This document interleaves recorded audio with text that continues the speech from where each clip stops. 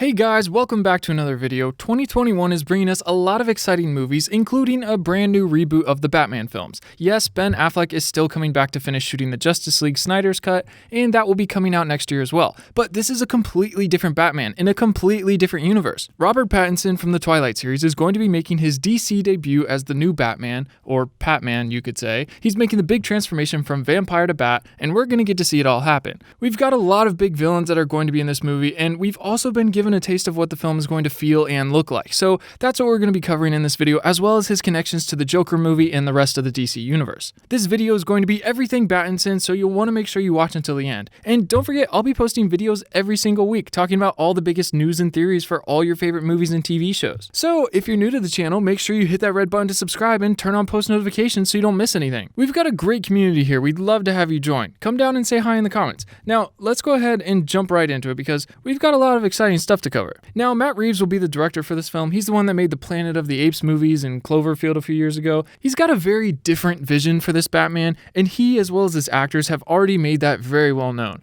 Originally, the movie was supposed to come out in theaters June 2021, but now, due to the shutdown, they just announced that it would be pushed back to October next year, which isn't too much farther away. Plus, it'll be a better month for the release based on the storyline and what it's about, which we're going to talk about in a minute. Robert Pattinson is going to be taking on the role of the Bat and is going to be bringing us a different Batman than we've ever seen before. He mentioned this in multiple interviews that he was struggling to find where he fit in as the Bat, how he could bring this character to the screen different than we've ever seen him before. Because over the years, there's been so many different approaches to being Batman that it's going to be hard to show us something fresh and new. The old school Batmans are cool, but a little corny. We've seen Christian Bale pull off what's gotta be the best Batman I've ever seen. Young, but he knows what he's doing. He's still not perfect, he has flaws and gets beaten down, but he made the Batman such a good hero that you just wanted to win so badly. Christopher Nolan helped make those movies so iconic, and Heath Ledger gave Batman such an incredible villain to struggle against. It's just something that I'm not sure can be bested. But Bale had a very fit, muscular build, and then we saw Ben Affleck put on so much muscle to play the Bat.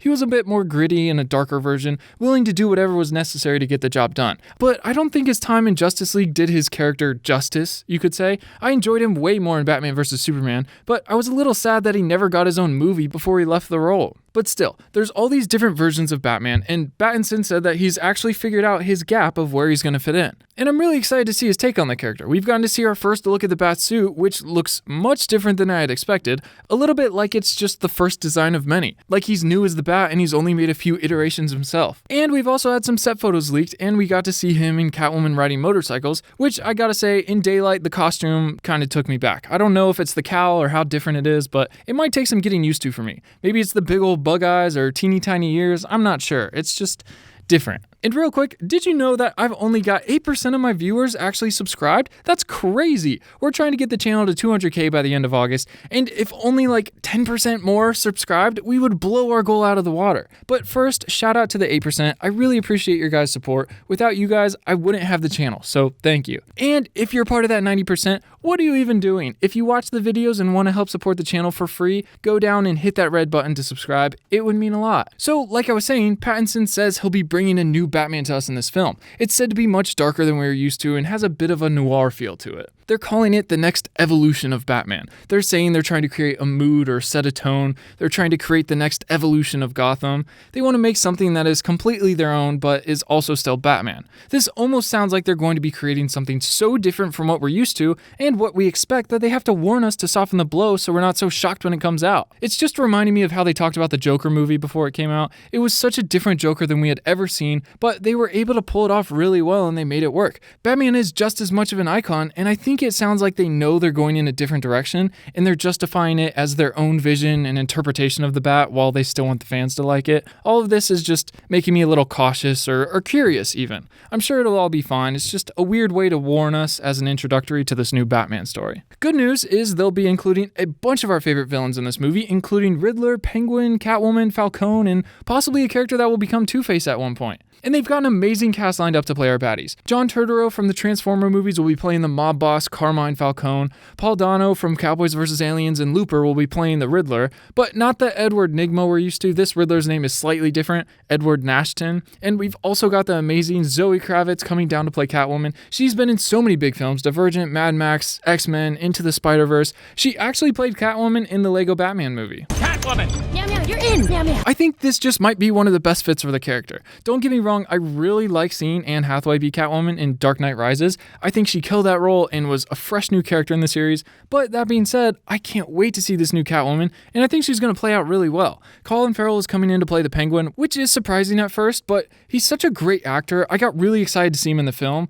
Only bad news is he just came out and said that he has a much smaller role in the film than he originally thought, which is sad. The super blurry pictures of him on set with the white hair and umbrella got me really hyped to see this movie. Someone drew up some fan art of Johnny Depp as the Joker, and while he's not going to be in this movie, I gotta say, I never would have thought of him for this role, but given his kind of out there characters he always plays, I think he would do a great job playing the Joker. I mean, since the Joker movie will have no relation to this Batman, they're in two completely different universes, as well as the different universe Ben Affleck's Batman is in with Justice League. It'd be pretty cool to eventually see them bring in Joker, and I think Johnny Depp would be great for this role. Now, apparently this movie is supposed to put an emphasis on Batman's detective skills, which I can totally get behind. I'd love to see him struggle with some actual detective work. In the other films, it seems to come to him really easy, and for the most part happens fairly quick. I mean, this is looking to be a younger Batman, maybe in between the one we saw at the end of Gotham and then the one we saw at the beginning of Batman Begins, but if he was the young Bat, it makes sense for him to be a little scrawny starting out and struggle a bit physically and with the detective side of things. So it looks like Pattinson is going to be portraying a much leaner Batman, kinda skinny almost, but for some reason he wants to stay away from the super muscular look. I'm not really sure why. I thought Christian Bale's transformation into the Bat was great. Another thing I'm extremely looking forward to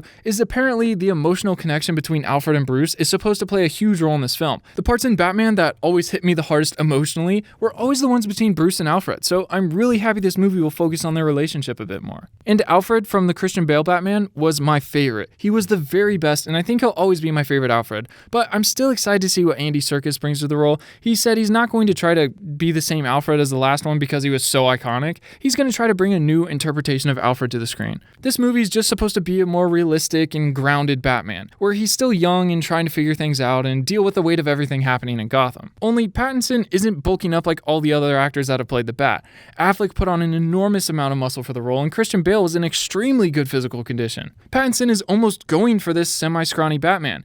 It's going to be a much leaner look than I think we've ever seen before. Probably one of the youngest live-action Batmans too. One where he's just starting his vigilante journey, which is a cool new take on it. Although I am a bit cautious, or maybe it's just curiosity, I'm not sure. The plot of this movie is going to be based on the comic series called The Long Halloween. That's why it's a little fitting that the release date has been pushed back to October. Between that and the darker tones of this movie, October and Halloween will just be a better time for this to come out. The Long Halloween is the story that Nolan used as inspiration as he was writing The Dark Knight. This tells the story of Batman only a year into his vigilante journey as he rushes around Gotham trying to find a serial killer that kills on every holiday. This story spans from Mafia to Catwoman to Arkham inmates to meta-human influence with Poison Ivy and then back again. It has three main subjects to establish plus three subplots. The Falcone family drama, Bruce and Selina, and Harvey Dent becoming Two-Face. These all weave into the main narrative and they just wouldn't feel right if they were removed. But that's a lot to cram into a 2-hour movie. If they can manage it somehow, they could possibly make an amazing story. I'm not sure how close they're planning on following the comic, but I was thinking about doing a breakdown on the full story, so let me know in the comments if you'd like that. This was the first long-form Batman story.